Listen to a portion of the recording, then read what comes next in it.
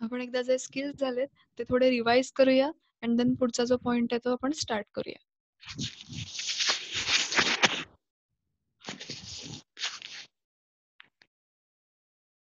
So in this skills required for career in advertising, so there are some skills that are required in career in advertising. First is creative skills. Creativity is most important in the field of advertising. So इथे creativity important असणार आहे. इथे जो message आहे जो advertising मध्ये आपल्याला communicate करायचा आहे तो क्रिएटिव्हली बनवला पाहिजे. Creativity is essential to attract the target audience towards the ad. So target ऑडियन्सचं जे अटेन्शन आहे ते ग्रॅब करण्यासाठी क्रिएटिव्हिटी ही मोस्ट इम्पॉर्टंट असणार आहे. Next is people skill or human skills. People skill is also known as interpersonal skills. आता इथे people skill ला interpersonal skill देखील म्हटलेलं आहे. Means that are related to the way one communicates with each other. आता इथे तुम्ही एकमेकांशी कम्युनिकेट कसे करताय, इंटरॅक्ट कसे करताय, स्वतःला प्रेझेंट कसे करताय मार्केट प्लेस मध्ये, हे तितकंच इम्पॉर्टंट असणार आहे. फक्त कम्युनिकेशन हे क्लायंट सोबत आहे असं नाही, तर इथे तुम्ही क्लायंटशी कम्युनिकेट करताय, इथे मीडियाशी कम्युनिकेट करताय, कलिग्सशी कम्युनिकेट करताय. सो इथे तुमचं कम्युनिकेशन स्किल जे आहे हे इम्पॉर्टंट असणार आहे. and they have to maintain the good relation with client and media. So advertising agency या client and media या दोघांमधली लिंक असणार आहे. सो इथे त्यांना दोघांशीही कॉर्डियल रिलेशन और गुड रिलेशन मेंटेन करणं ही तितकंच इम्पॉर्टंट असतं. Third point is communication skill. Advertising is all about the communication. ॲडव्हर्टायझिंगमध्ये कम्युनिकेशन हे खूप इम्पॉर्टंट असणार आहे. each sentence, each word has its own significance. प्रत्येक सेंटेन्स, प्रत्येक वर्ड जो आहे त्याचं स्वतःचं एक इम्पॉर्टन्स असणार आहे. therefore it is important for advertiser to express themselves. So ॲडव्हर्टायझिंगमध्ये जे आपण सांगतोय, जे एक्सप्रेस करतोय ते क्लिअरली ऑडियन्स पर्यंत पोहोचणं तितकंच इम्पॉर्टंट असणार आहे. So communication skills are required in advertising field. Next is sales skill. The basic purpose of advertising is to increase the sale. Sale जो आहे तो इन्क्रीज करण्यासाठी first of all the advertise केली जाते. सो सेल स्किल्स असणं सुद्धा important आहे. मग यामध्ये काय येईल तर effective listening. He should be good listener. त्याला इफेक्टिव्ह लिसनिंग त्याचं असलं पाहिजे. गुड निगोसिएशन स्किल्स, त्याला निगोशिएट करता आलं पाहिजे. Having up to date information about the product. त्याला प्रोडक्टची अप टू डेट इन्फॉर्मेशन असणं इम्पॉर्टंट आहे. अँड देन सेल्स स्किलमध्ये काय केलं जातं तर समोरच्याला कन्व्हिन्स करता आलं पाहिजे, समोरच्याला एनकरेज करता आलं पाहिजे ते प्रोडक्ट परचेस करण्यासाठी. Next is time management skill. So in this time management skill advertising has a deadline oriented field. आता इथे टाइम मॅनेजमेंट स्किलमध्ये काय म्हटलंय तर ॲडव्हर्टायझिंग फील्डमध्ये काही डेडलाईन्स असतात. डेडलाईन ओरिएंटेड हे फील्ड आहे. सो इथे जे वर्क कम्प्लिशन आहे हे टाइमली कम्प्लीट करणं इम्पॉर्टंट आहे. सो प्रत्येकाला स्वतःच्या ज्या प्रायोरिटीज आहेत ह्या प्रायोरिटाइज ॲक्टिव्हिटीज कराव्या लागतात. कोणतं काम कधी कम्प्लीट करायचं हे आधी ठरवावं लागतं. सो इथे टाइम मॅनेजमेंट इम्पॉर्टंट आहे. Next is problem solving skill. In this complex and competitive environment, lots of problems are there. So advertising फील्डमध्ये खूप सारे प्रॉब्लेम्स आहेत आणि इथे प्रॉब्लेम सॉल्विंग स्किल असणं सुद्धा इम्पॉर्टंट आहे. The advertising people must have problem solving skill. क्लायंटला जे काही प्रॉब्लेम्स येतात किंवा त्यांचे जे काही डाऊट्स आहेत ते ॲडव्हर्टायझिंग पीपलला इझिली सॉल्व करता आले पाहिजेत. They must have ability to identify the complex problem and find out the appropriate solution for them. So you have to identify the problem. त्यांना फर्स्ट प्रॉब्लेम आयडेंटिफाय करावा लागतो and then he has to find out the appropriate solution for this. त्याला appropriate solution जे आहे हे find out करावं लागतंय. IT skills, that is information technology skills. जी टेक्नॉलॉजी सध्या चालू आहे किंवा आता जी टेक्नॉलॉजी आहे ही डे बाय डे चेंज होत जाते. मग जसे जसे चेंजेस होत जात आहेत ते चेंजेस आपण अडॅप्ट केले पाहिजेत. IT स्किल्स असणं इम्पॉर्टंट आहे.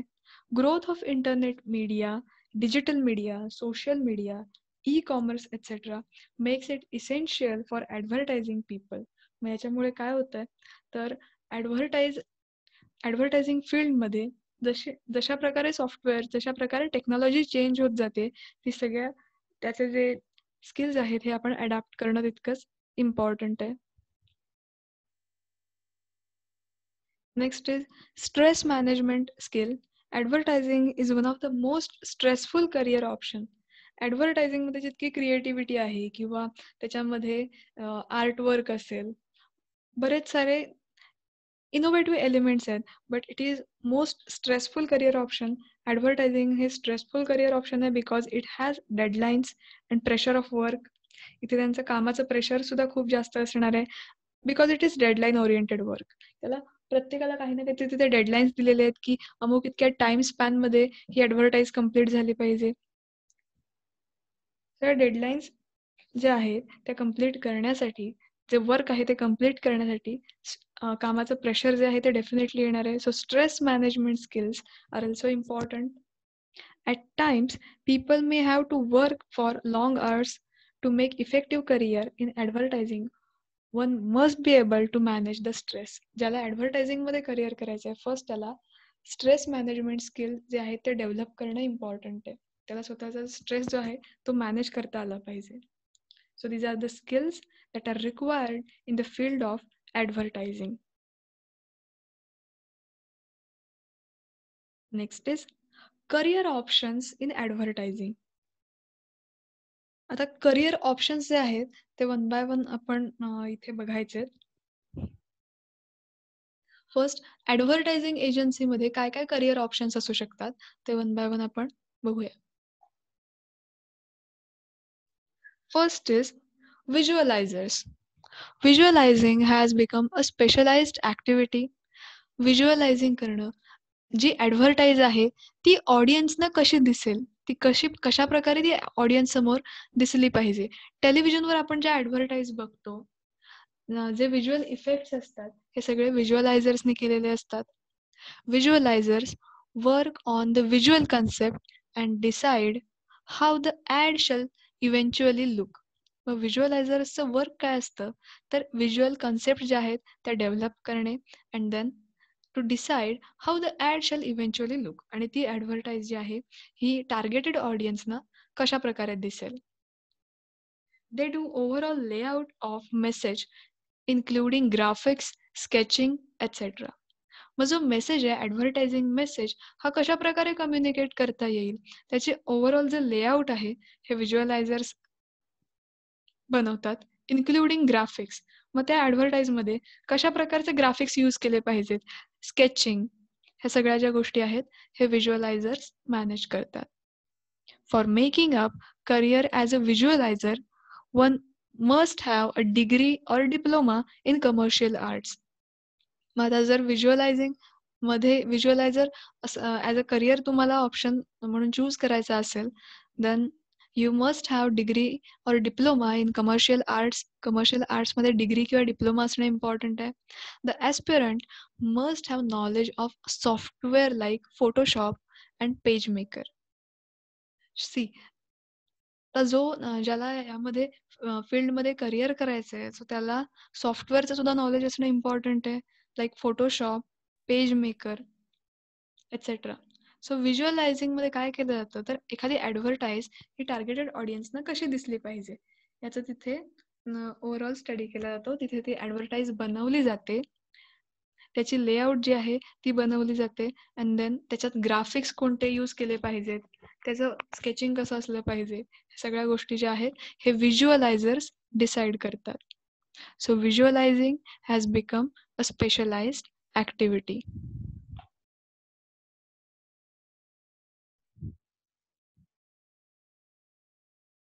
C, copywriters write the copy for advertisement. आता हे जे कॉपीरायटर्स असतात हे ॲडव्हर्टाइजमेंटसाठी कॉपी जी आहे ती प्रिपेअर करतात. Copy means it is a short description or the message that should be communicate with targeted audience.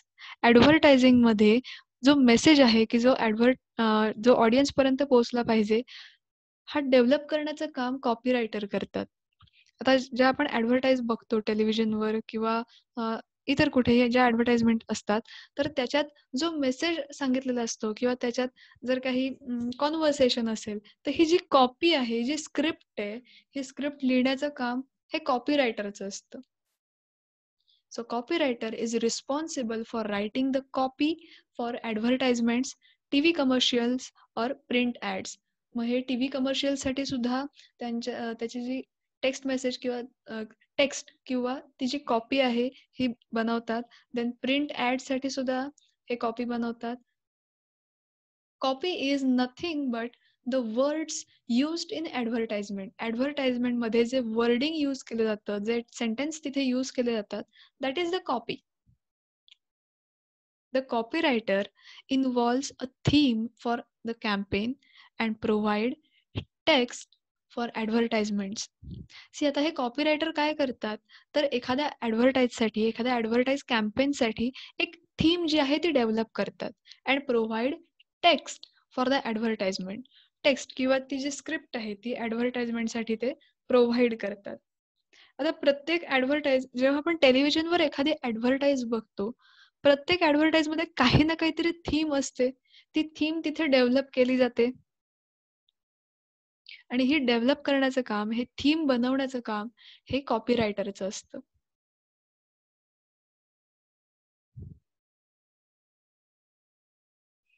कॉपीरायटर्स work out the copywriters work out the campaign slogan, jingles and scripts. मग आता हे copyright हे जे कॉपीरायटर्स जे आहेत, हे कॉपीरायटर्स काय करतात, तर स्लोगन जे आहे, स्लोगन बनवतात. स्लोगन्स लाइक पढेगा इंडिया तो बढ़ेगा इंडिया. Then jingles. आता ॲडव्हर्टायझिंगमध्ये टीव्हीवर आपण जे ॲडव्हर्टाइजमेंट्स बघतो, त्यामध्ये जिंगल्स यूज केलेले असतात. एक फेमस जिंगल मी तुम्हाला सांगते. मे बी तुम्ही टेलिव्हिजनवरती बघितली असेल. Nirma, washing powder Nirma. Have you heard about it?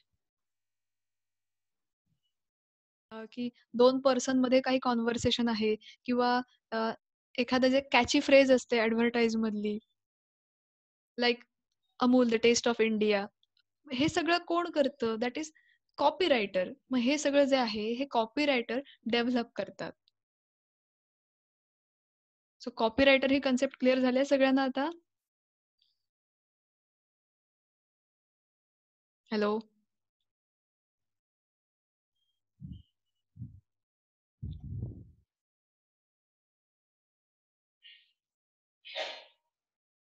Next is account executive. The account executive is responsible for all aspects of account. See, आता इथे अकाउंट जे आहे, हे अकाउंट आपण अकाउंट या अर्थाने घ्यायचं नाही. मीन्स इथे अकाउंटन्सीशी काही संबंध नाहीये याचा. Account means client. The account executive is responsible for all aspects of account. आता इथे अकाउंट आपण क्लायंट या अर्थाने घ्यायचंय. इथे या अकाउंटचा अकाउंटन्सीशी काहीही संबंध नाही. They act as a link between client and agency. मग आता हे जे अकाउंट एक्झिक्युटिव्ह आहेत, हे क्लायंट अँड एजन्सी या दोघांमधली लिंक म्हणून तिथे वर्किंग करत असतात. मग क्लायंट्सचे जे काही प्रॉब्लेम्स आहेत किंवा क्लायंट्सना जे काही डाऊट्स आहेत, हे सॉल्व्ह करण्याचं काम कोण करतं? That is the account executive. आणि त्यांच्या ज्या काही डिमांड्स आहेत, त्यांच्या ज्या वॉन्ट्स आहेत, एक्स्पेक्टेशन्स आहेत, हे ॲड एजन्सीपर्यंत पोहोचवण्याचं काम हे अकाउंट एक्झिक्युटिव्ह करतात. This type of career option is best suited for the people who are well organized and having leadership skills. मग ज्या पर्सन कडे लिडरशिप स्किल्स आहेत, हे इझिली हे करिअर ऑप्शन म्हणून अडॅप्ट करू शकतात. त्यांना ते सूट होऊ शकतं. दे मस्ट हॅव कम्युनिकेशन स्किल. आता इथे ॲडव्हर्टायझिंग फील्डमध्ये प्रत्येक कोणताही सेक्शन असो, तिथे कम्युनिकेशन स्किल इज कंपल्सरी. आता इथे कम्युनिकेशन स्किल प्रत्येकाकडे असणे इम्पॉर्टंटच आहे.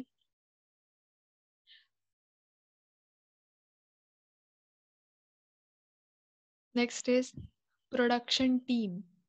The production team looks after the mechanical production of ads.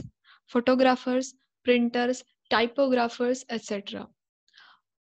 form the production team. मग आता इथे प्रोडक्शन टीम मध्ये कोण कोण असणार आहे, तर photographers, printers, then typographers, etc. form the production team. This team concerned with all the technical process of turning the final copy and artwork into real ad for print, television और radio. मग आता जेव्हा ideas develop करून होतात, त्यांच्यावरची कॉपीरायटर्स त्यांची copy सुद्धा तयार करतात, देन प्रोडक्शन टीमचं काम येतं. मग प्रोडक्शन टीम मध्ये काय केलं जातं, तर इथे जे टेक्निकल वर्क आहे, टेक्निकल वर्क जे आहे ते इथे फिनिश केलं जातं. फायनल कॉपी जी आहे ती बनवली जाते. वर्क इंटू रिअल ऍड, जी खरी ऍडव्हर्टाईज क्रिएट करण्याचं जे काम आहे, हे प्रोडक्शन टीम मध्ये इथे टेक्निकल सगळ्या गोष्टी आहेत त्या केल्या जातात. आणि टेलिव्हिजनवर, रेडिओवर किंवा प्रिंट मीडियावर कुठेही ऍड देण्याच्या आधी ही प्रोडक्शन टीम मधून ती ऍड जी आहे ही क्रिएट केली जाते.